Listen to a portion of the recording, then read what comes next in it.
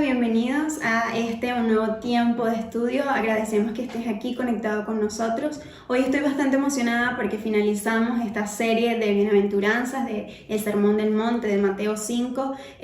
Ya ha sido un tiempo muy edificante, ha sido un tiempo donde hemos aprendido acerca del carácter de Jesús, de su reino, de su palabra, y cosas muy valiosas están en cada uno de esos videos, así que te invito a verlos una y otra vez, a copiar en tu cuaderno, a tener algunas notas, que realmente en estos tiempos el Señor está hablando mucho a la iglesia a través del Sermón del Monte. Entonces te invito a verlo y además te invito a seguir viendo esta enseñanza que ya vamos por la bienaventuranza, la última, que está en el versículo 11 y el versículo 12 de Mateo 5. Entonces, para iniciar me gustaría dar un enfoque general de la bienaventuranza. Vamos a leer los dos versículos para tener primero esa primicia y luego ir desglosando poco a poco el versículo.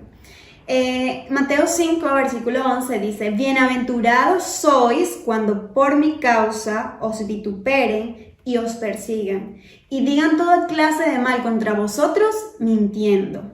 Gozaos y alegraos, porque vuestro galardón es grande en los cielos, porque así persiguieron a los profetas que fueron antes de vosotros. Y se parece mucho esa bienaventuranza del versículo 11 a la bienaventuranza que hablamos la semana pasada, donde Hani explicaba acerca de la bienaventuranza por ser perseguidos. Sin embargo, nosotros lo dividimos para poder ahondar un poco más en cada uno de los versículos. En este caso, Jesús está hablando con sus discípulos acerca de que esta persecución y vituperio no iba a ser solo a causa de la justicia, como la bienaventuranza pasada, sino por causa de Él, por causa de su nombre. Entonces, cuando revisamos esta última bienaventuranza, tiene un cambio de enfoque cuando utiliza el pronombre, porque las anteriores bienaventuranzas dice: bienaventurados los que, según la Reina Valera de 1960, utiliza bienaventurados los pobres, bienaventurados los de limpio corazón, siempre los o aquel o él, hablando en tercera persona. Pero justo en esta bienaventuranza el Señor cambia la modalidad y utiliza la segunda persona diciendo: bienaventurados sois vosotros, ustedes. Era como si Jesús mirara a cada uno de sus discípulos y le está diciendo: ustedes, mis amigos, mis hermanos. Jesús era como si quisiera acercarse lo más que pudiese a sus discípulos en su dolor, en su sufrimiento, y decirle: bienaventurados ustedes. Que no quiere decir que esa bienaventuranza no nos competa o no nos compete a nosotros, porque si leemos Juan 17, recordemos que Jesús, cuando ora por sus discípulos, ora también por los que han de creer a través de ellos. Entonces, esta bienaventuranza nos compete y le compete a todo aquel que es perseguido por causa del nombre de Cristo. Entonces, por supuesto que esa bienaventuranza nos acerca más a un lugar de confianza y de seguridad en Cristo, de firmeza. Y esto, Jesús decía, esto va a suceder por una simple razón. Va a suceder que ustedes cada vez se van a parecer más a mí, que ustedes van a ser mis seguidores y que ustedes van a llevar mi nombre a todo lugar. Y esa va a ser la causa de su persecución y de su vituperio. Jesús siempre fue sincero y honesto al momento de referirse o hablar con los apóstoles acerca de los hechos que iban a pasar después de su muerte. Jesús siempre abrió su corazón y nunca fue reservado con todo el sufrimiento que ellos iban a pasar, sino que siempre iban hablándole acerca del menosprecio, de que iban a ser expulsados de la sinagoga. Entonces, a pesar de que los discípulos conocían a Jesús, no conocían lo porvenir. Tú y yo hoy entendemos lo porvenir y lo que vivieron porque tenemos el libro de los Hechos. Porque cuando leemos esa bienaventuranza en Mateo, entendemos el libro de los Hechos. Pero ellos, su vida estaba escribiendo el libro de los Hechos. Es decir, ellos no tenían un anticipo de lo que iban a pasar, y por eso Jesús se acerca con un corazón tan pastoral, con un corazón tan tierno, con un corazón como una oveja, él los veía como una oveja. Y cada vez que se acercaba a ellos era para advertirles algo, pero a su vez para aconsejarle y a su vez para prometerle cosas venideras. Entonces, Jesús fue el buen pastor para ellos. Por eso, cuando Jesús en Juan 17 se acerca al Padre y hace esa oración maravillosa por sus discípulos, va con toda franqueza hacia su Padre y le dice: Padre, a los que me diste, a todos estos, mis amigos, a mis hermanos, estos 12, a los que me diste, yo los guardé y ninguno de ellos se perdió.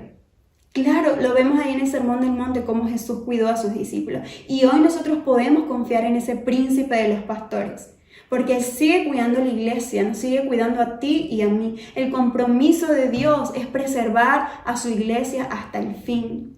Todos los hechos y sucesos que van a acontecer en los últimos tiempos están bajo el control de Dios, y Dios guardará su iglesia. Él es el buen pastor, Él conoce a cada uno por su nombre y Él conoce y sabe cuáles son los suyos. Entonces podemos descansar en ese carácter pastoral de Jesús. Entonces, aunque las palabras de Jesús fueran de advertencia, no los dejaron alarmados, perturbados, angustiados, afligidos, porque una vez que Jesús daba una advertencia, ponían firmeza en ellos a través de una promesa.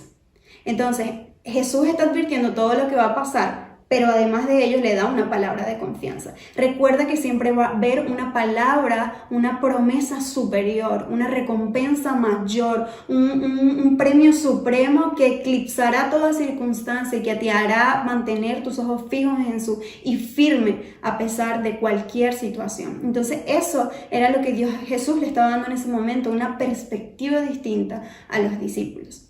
Entonces, es muy fácil quizás, como lo decías en algún momento, entender para nosotros qué era lo que iban a vivir porque ya conocemos la historia. Pero ser cristianos, una vez que Cristo muere, ser cristiano en ese momento representaba simplemente el hecho de ser llamados por el nombre de Cristo, ya representaba una condena para ellos. Los primeros creyentes y sus vidas estuvieron empañadas de muchas dificultades. Desde el inicio, de hecho, el nombre cristiano se utiliza para hacer burla a ellos. Realmente ahora nosotros tenemos ese nombre y más bien es un gozo, un privilegio, pero el ser llamado cristiano comenzó siendo una burla hacia a todos aquellos que servían a Cristo, hacia los santos, hacia los creyentes. Entonces no faltaban momentos en sus vidas donde su caminar no se hallara en conflicto con su lealtad con Cristo.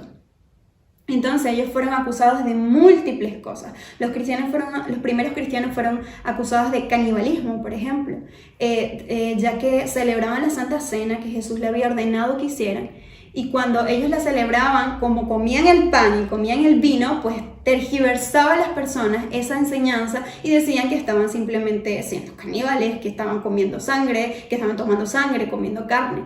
También fueron acusados de ser divisores en las familias, de causar división, fueron acusados de deslealtad, fueron acusados de traición, de generar revueltas y un sinfín de acusaciones. Entonces, para los primeros creyentes, o el único crimen que para los perseguidores de Jesús era el de mayor peso, era que los cristianos ponían el nombre de Cristo por encima de todo nombre. Ponían el nombre de Cristo por encima del César, ponían el nombre de Cristo por encima de cualquier emperador que gobernase en el momento. Entonces, esos cristianos estaban comprometidos en no parar de predicar ese nombre, de hacer milagros en ese nombre, de vivir plenamente identificado con ese nombre. Y eso era lo que desataba la furia y la maldad de ese momento en contra de ellos.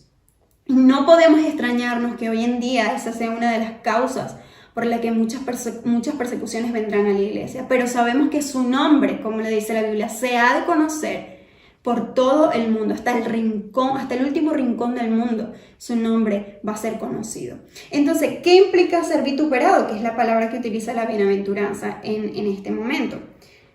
¿Qué implica esa palabra? Es un poco extraña quizás la palabra para el lenguaje actual de nosotros, pero un vituperio, puse aquí algunas definiciones para darnos un contexto, es un insulto, es una ofensa, es un agravio, es una burla, es un ultraje que se hace a una persona o a un grupo de personas de manera ofensiva e irrespetuosa, ya que hiere la dignidad y por eso es una falta de caridad. Con frecuencia, eso es importante, exagera la acusación y por eso perjudica la veracidad. Otras definiciones, la palabra vituperio describe la censura o desaprobación que una persona hace con mucha dureza contra alguien, ya sea calumniar, censurar, decir, difamar, hablar, injuriar, ultrajar. Entonces, eso es realmente lo que iba a pasar. En la bienaventuranza anterior solamente incluía la persecución, un acto físico de perseguir.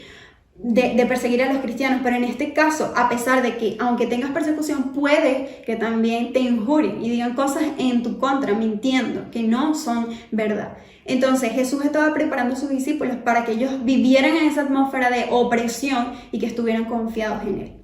Entonces, como punto 4, quiero asegurar que crecer en semejanza a Cristo, que era lo que hacían los cristianos de los primeros cristianos, implica también participar de sus sufrimientos. En la medida que creces y te haces más como Cristo, eres partícipe de sus padecimientos. Pablo establece una verdad también en Filipenses 3:10, si lo puedes leer ahí. Él habla de su deseo de experimentar la participación en sus padecimientos. La palabra que se traduce como participación, y la hemos conocido en clases anteriores, es koinonía. Un término que se puede traducir como participar, como compañerismo, como comunión. Entonces, dicho de otra manera, Pablo lo que quería era que experimentar el compañerismo, la comunión con Cristo a través de sus padecimientos. Entonces, el sufrimiento no es algo ajeno al cristiano. No elegimos el sufrimiento como una forma masoquista de vivir, sino que elegimos la voluntad de Dios, aunque eso implique sufrir. Eso es lo que realmente vivieron los primeros cristianos. Pedro también nos habla en qué consiste esto de padecer a causa de Cristo. En 1 de Pedro 4, 12 y 14 vemos 3 puntos fundamentales. El primero, no debe ser una sorpresa para el creyente pasar por este tipo de situaciones. Pedro lo dijo: amados, no os sorprendáis del fuego de prueba que os ha sobrevenido, como si alguna cosa extraña os aconteciese. Primero, Jesús ya lo advirtió en una bienaventuranza, y además Jesús lo advirtió con su propia vida. Dice: a mí me odiaron, a ustedes también lo van a odiar. A mí me aborrecieron, a ustedes lo van a aborrecer. A mí me persiguieron, a ustedes lo van a perseguir. Entonces, no es algo extraño para nosotros que hoy en día podamos ser perseguidos o vituperados a causa de su nombre. En segundo punto, ciertamente, en versículo 14, de parte de ellos, el nombre de Jesús en sus bocas es blasfemado, pero por vosotros es glorificado. Entonces, todo lo que glorifique su nombre es digno de vivir, es digno de pasar. Lo podemos pasar con dignidad, aunque sea sufrir. Y por último, el tercer punto es el versículo 16, dice: pero si alguno padece como cristiano, no se avergüence, sino que glorifique a Dios por ellos. No se avergüencen de padecer por su nombre. No es una desgracia, es un privilegio. Alaben a Dios por el privilegio que se nos da de ser llamados por el nombre de Cristo, de ser llamados cristianos. Si bien es cierto que ahora tenemos muchas más libertades para expresar su nombre, para expresar el Evangelio, tenemos mucho más, ahora somos mucho más accesibles, y el Evangelio es más accesible a las personas. Tenemos más medios para sembrar la semilla, para anunciar la paz, para hablar de la buena nueva. Pero cada vez que nos hacemos más accesibles, también nos hacemos más posibles a ser censurados, a ser difamados, a ser calumniados. Entonces, pero no debemos extrañarnos, como lo dice Pedro, como si algo extraño nos estuviese pasando, como si el mundo más bien quiere aceptar la palabra que nosotros traemos. No, recuerden que el mundo jamás, todo lo que implique llevar gloria a Jesús, el reino de las tinieblas va a ir en contra de ello. Entonces, es necesario entender que somos más accesibles, estamos más expuestos hoy en día en este tiempo de la conexión, en este tiempo de la comunicación, en este tiempo de la tecnología, pero a su vez somos más vulnerables y somos más propensos a recibir esta clase de ofensas. Entonces, podemos leernos y refugiarnos en Juan 15:18, donde dice: solo recuerda, cuando el mundo incrédulo te odia, primero me odió a mí. Jesús dice: no eres el primero en experimentarlo, ya lo han hecho conmigo. Y recuerdo la clase pasada de Gabriela, donde ella hablaba acerca de la misericordia y decía que misericordia era pasar la miseria por tu corazón, la miseria de otro. Y que fue lo que hizo Jesús, ponerse en nuestra piel, llevar nuestro dolor. Y vemos aquí Jesús repetir eso, de decir: mira, cuando te odian, recuerda que ya yo estuve en ese lugar donde estás tú. Así que, y lo leemos, seguimos leyendo, dice: si le dieras tu lealtad al mundo, ellos te amarían y te recibirían como uno de los suyos, pero como no te alinearás con los valores del mundo, te van a odiar. Y el 20 dice: recuerden pues lo que les enseñé, el siervo no es superior a su amo, y como me persiguieron a mí, también a ustedes les perseguirán. Entonces la persecución y el vituperio es algo casi seguro para la iglesia, que es la conciencia de la nación, que es la conciencia del hombre, que aunque no hable, que aunque no diga quizás o no confronte, su propia vida confronta el pecado de las personas. Su propia luz siempre va a estar allí, quizás para el enemigo, molestando las tinieblas y trayendo luz en medio de tantas mentiras. Entonces, de por sí, eso va a traer persecución. Entonces, ahora bien, si sabemos que eso es inevitable, entonces, ¿cómo la iglesia debe manejar la ofensa en medio de la difamación y del vituperio? En un mundo caído, en un mundo que odia, no puedes evitar ser ofendido, la ofensa, pero sí sentirte constantemente ofendido. Existen dos grandes diferencias y quiero que quizás la apuntes. Estar ofendido y ser ofendido. Ser ofendido es algo que no podemos evitar. Estar ofendido es algo que podemos manejar. Sentirte ofendido, constantemente ofendido, es algo que puedes manejar. Porque cada vez que estás en ese lugar de sentirte siempre ofendido, puedes generar dos cosas en tu vida que son igual de peligrosas. La primera de ellas es el temor. Cuando estás ofendido te da temor y el temor te paraliza. El temor puede paralizar la extensión del evangelio. El temor puede hacer cerrar tu boca. El temor puede hacer que frenes el testimonio de tu vida. El temor inclusive puede llevarte a algo mucho más grave, que es cambiar el mensaje para que los que te oyen te puedan aceptar. Aunque sabemos que las formas varían de representar el mensaje, creo que Dios no tiene ningún problema con eso, con que las formas varíen, pero cuando cambia el mensaje, cuando tu temor hace que cambies el mensaje para ser aceptados por otros, ahí está el peligro. Entonces, estar ofendido puede generar temor o puede generar la segunda, que es amargura. Y la amargura puede generar orgullo en tu corazón, prepotencia, falta de amor al prójimo. Quizás nos convertimos, cuando estamos amargados o frustrados, nos convertimos en aquellos a quienes señalamos. Entonces, tanto el temor como la amargura pueden llegar los dos al mismo punto, cambiar el mensaje. Y no podemos trastocar el mensaje, no podemos hacer que el mensaje se vea mejor, luzca mejor, tratando de yo poner mis propias ideas. No, el mensaje sigue siendo el mismo: Cristo crucificado, el perdón de los pecados, la salvación del mundo, el arrepentimiento. Y eso no puede ser trastocado. Por eso una iglesia ofendida es peligroso. Una iglesia ofendida que permanece en amargura o en temor por el mundo es peligroso. Así que te pido, dile: Señor, el Espíritu Santo, recuerda que la palabra dijo que Dios no nos dio espíritu de cobardía, sino de dominio propio, de valentía, para asumir esto, que es la misión del evangelio, de predicar la salvación a las personas. Entonces Jesús, a pesar de que sabía que sus discípulos serían víctimas de tantos atropellos, violencia, rechazo de la sociedad, Él nunca los victimizó. Nunca los dejó en una posición de siempre querer ser víctimas. No. Y en una generación de cristal, el cristiano tiene que estar hecho de otro material. No puedes ser hecho de cristal, no puedes romperte fácilmente por el comentario, no puedes romperte fácilmente por la ofensa, porque tu vida está fundamentada en una verdad que es inconmovible, que aunque quizás tú seas vasija de barro, pero recuerda que el tesoro que está dentro de ti es más poderoso que cualquier ofensa, que cualquier persecución, que cualquier vituperio, que cualquier calumnia. Entonces recuerda que debes estar revestido de pureza, firme en lo que crees y en quién crees. Y después Jesús sigue la bienaventuranza y dice: y digan toda clase de mal contra vosotros, mintiendo. Y lo fundamental aquí, la palabra es mintiendo.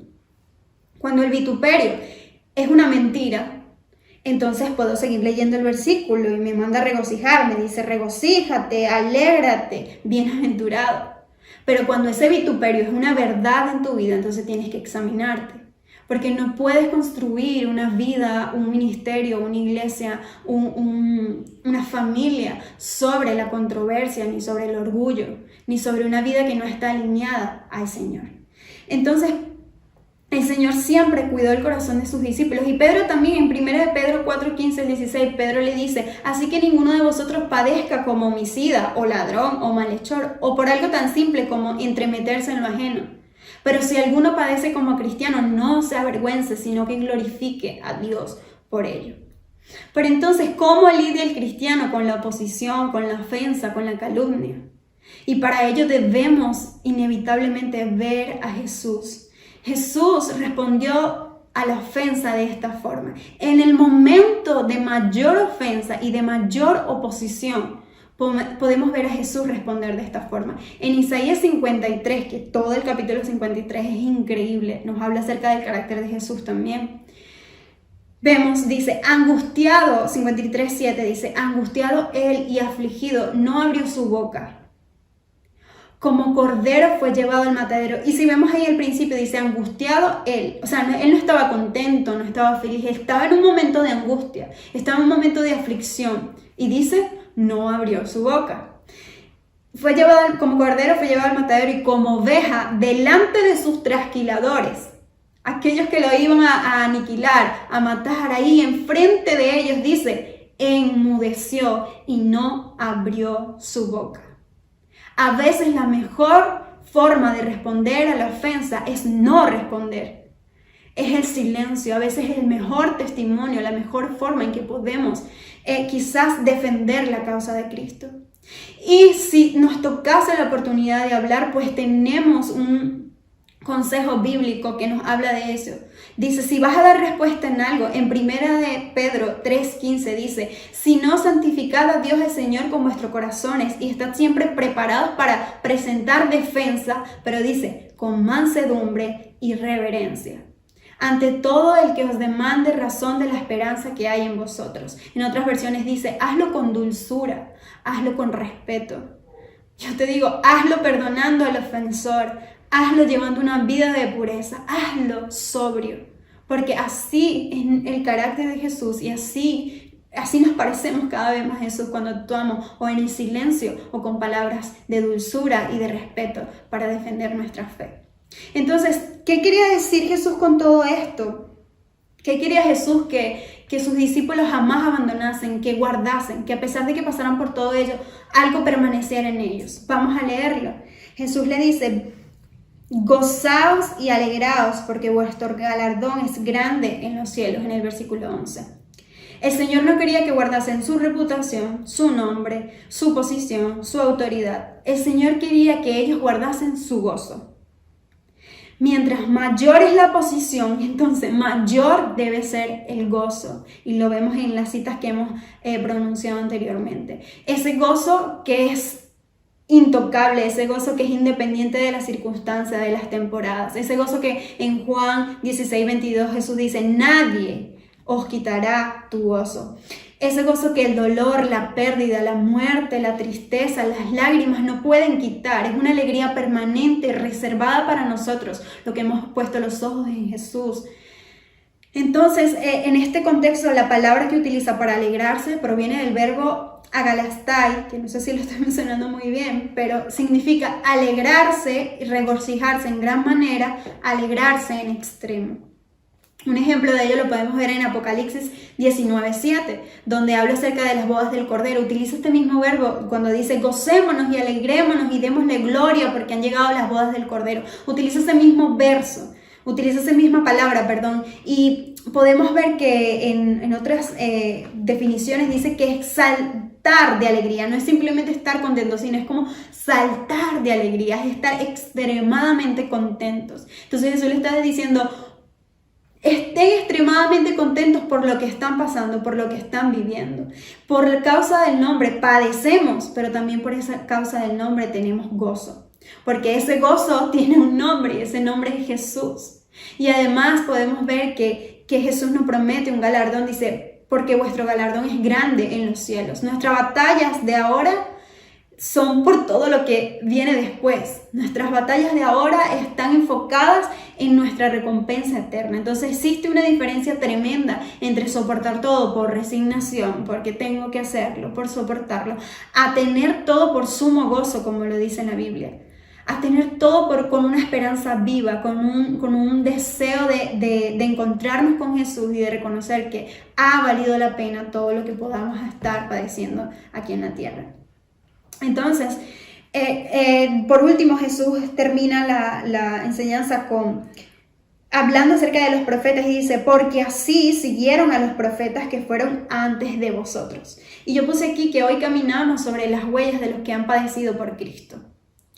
Hoy caminamos sobre las huellas de los que han sido vituperados. Sufrir persecución es facilitar las cosas a la siguiente generación. Entonces, lo que hoy sufrimos quizás lo estamos facilitando para las próximas generaciones. Porque hoy estamos disfrutando quizás de las lágrimas, del sudor, de la sangre, de todos aquellos que padecieron por el nombre de Cristo. Y cuando Jesús habla aquí, hace referencia a los profetas. En este momento le está diciendo a los discípulos porque son los antepasados de ellos. Pero ahora nosotros no solo tenemos testimonio de profetas, tenemos testimonio de apóstoles, testimonio de cristianos, testimonio de mártires que entregaron su vida por Jesús. Y podemos leer uno en Moisés, por ejemplo, podemos ver en Moisés, en Hebreos 11:25 al 26 lo citan y dice, escogiendo antes Moisés ser maltratado con el pueblo de Dios que gozar de los deleites temporales del pecado, teniendo por mayores riquezas el vituperio de Cristo que los tesoros de los egipcios, porque tenía puesta la mirada en el galardón. O quizás podemos encontrarnos con el apóstol Pedro cuando estaba siendo encarcelado y Gamaliel intenta mediar y los van a soltar, pero antes de soltarlo lo azotan. Y le dicen, luego les ordenaron que nunca más hablaran en el nombre de Jesús en Hechos 5, 40 al 42 y los pusieron en libertad. Y los apóstoles salieron del concilio supremo, dice, con alegría, después de haber sido azotados, porque Dios los había considerado dignos de sufrir deshonra por el nombre de Jesús. Y después decía, cada día en el templo y por casa y casa y casa seguían enseñando acerca del nombre de Jesús, predicando que Jesús era el Mesías. Entonces es increíble y vemos ese gozo que habla Jesús y decir, alégrense por causa de mi nombre. Elige la vergüenza antes que los placeres del mundo. Jesús es nuestro mejor sí, el más valioso y rotundo sí. Esa es nuestra recompensa. Entonces Jesús, para finalizar esta enseñanza, Jesús no solo deja a sus discípulos con una advertencia, sino que da una promesa. Aparte que da una promesa, afirma su identidad. Porque recordemos que aunque nosotros tenemos la Biblia dividida y sabemos que esos primeros 11 capítulos dicen Sermón del Monte y luego sigue otros capítulos, la sal de la tierra, la luz del mundo, sabemos que Jesús no se detuvo de esa forma, sabemos que Jesús siguió hablando. Y los versículos justo después del vituperio, de que hablan de la persecución, Jesús afirma la identidad de sus discípulos y le dice, ustedes son sal y luz. Amigos, podrán decir quizás lo que quieran de ustedes, pero ustedes tienen que estar seguros de algo, ustedes son sal y ustedes son luz. Y la sal, por hablar de la sal era tan valiosa para ese momento. La sal se utilizaba para sazonar las comidas, para preservar, para dar sabor a las comidas. Les pagaban inclusive a los soldados, muchas veces les pagaban con sal. Era un bien de mucho valor. Entonces Jesús le estaba diciendo en ese momento, su vida está sirviendo para preservar y para conservar la vida de este mundo que los odia. Lo que ellos no saben es que su vida está salando la vida de ellos, está salando al mundo. Entonces, como conclusión, me gustaría decirte que en un mundo que defiende tantas causas, que incluso están dispuestos muchas veces a morir por ellas, te digo algo, estar en la causa del Evangelio es la mejor misión que cualquier hombre puede tener en esta tierra. Porque la buena noticia del Evangelio sigue siendo la mejor noticia que todo hombre puede recibir. La única noticia que puede determinar la eternidad de una persona. La única noticia que puede hacer que una persona sea transformada. Y no solo transformada, sino nacida de nuevo por el Espíritu. Entonces tenemos en nuestras manos la mejor verdad para ser anunciada. ¿Cómo no vamos a anunciarla? El dolor que enfrentamos al llevar el nombre de Cristo por todos los lugares nos purifica y afirma nuestra fe, nos anima a estar siempre preparados para tener defensa de nuestra fe. Entonces solo me queda decirte algunos consejos como ora por aquellos que están siendo hoy perseguidos realmente físicamente, pero ora también por tu iglesia, porque seguro que también va a experimentar cierto tipo de persecución, cierto tipo de vituperio. Así que ora por tu iglesia, ama tu iglesia y no te conviertas de ser el perseguido a ser el perseguidor. Ama tu iglesia, ama el evangelio, ama la buena noticia, ama a tus hermanos y alégrate y gózate. Es un privilegio sufrir a causa de ese nombre. Todo sea por ese glorioso nombre, porque lo dice la Biblia, si sufrimos con Él, entonces también reinaremos con Él. Y tú y yo estamos esperando ese galardón eterno, esa recompensa eterna que es estar con Cristo para siempre y con todos aquellos que también entregaron su vida por amor a Él. Así que no te desanimes, eres un bienaventurado cuando te vituperen o cuando te persigan. Iglesia, te bendigo en el nombre de Jesús. Les amamos y deseamos que esto haya sido de bendición para ustedes, de crecimiento. Relee y vuelve a escudriñar las Escrituras. Cada vez más te encontrarás con verdades que pueden transformar tu corazón para siempre.